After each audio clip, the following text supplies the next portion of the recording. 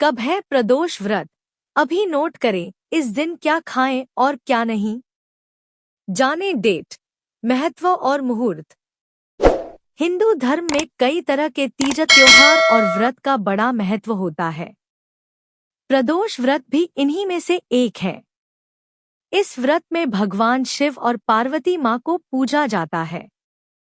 माना जाता है कि इस खास व्रत को करने से भोलेनाथ की कृपा हमेशा बनी रहती है और धीरे धीरे जीवन से सारे कष्ट दूर हो जाते हैं। प्रदोष व्रत भगवान शिव और माता पार्वती को समर्पित है। प्रदोष शब्द का अर्थ है रात की शुरुआत होने वाला समय, जो सूर्यास्त के बाद और रात्र के आगमन से पहले का समय होता है। पौराणिक मान्यताओं के अनुसार प्रदोष काल में भगवान शिव कैलाश पर्वत पर नृत्य करते हैं और सभी देवी देवता उनकी पूजा करते हैं। प्रदोष व्रत के दिन सच्चे मन से पूजा पाठ करने से सारी मनोकामनाएं पूर्ण होती हैं। यह उपवास करने से जीवन में सुख शांति बनी रहती है। इस शुभ समय में शिव पूजा करने से भक्तों को रोगदोष से मुक्ति मिलती है और जीवन में सुख शांति आती है।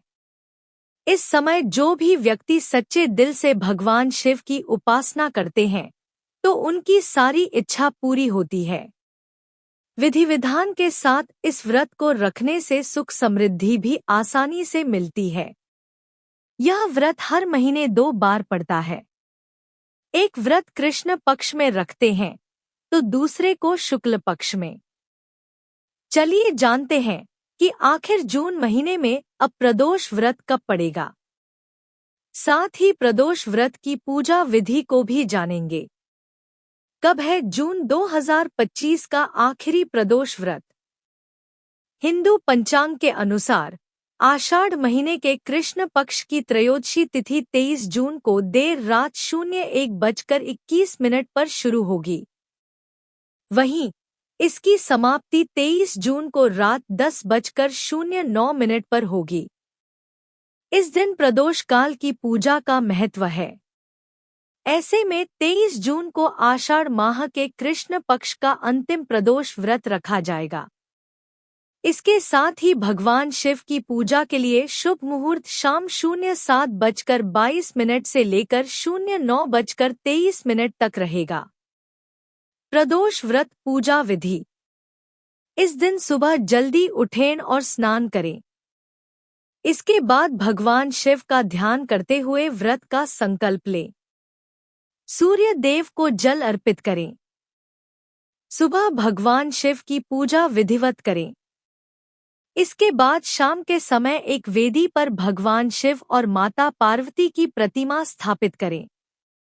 गंगाजल से अभिषेक करें।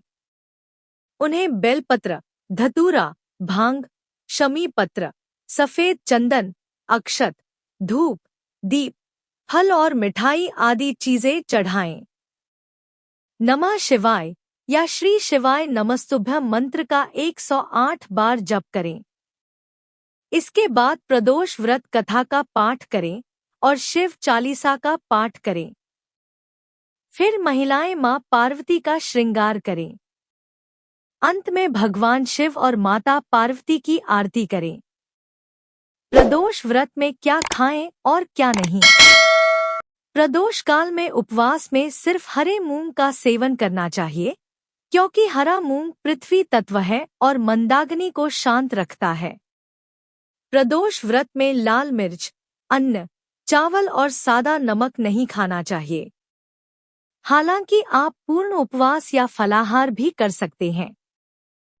प्रदोष व्रत कथा।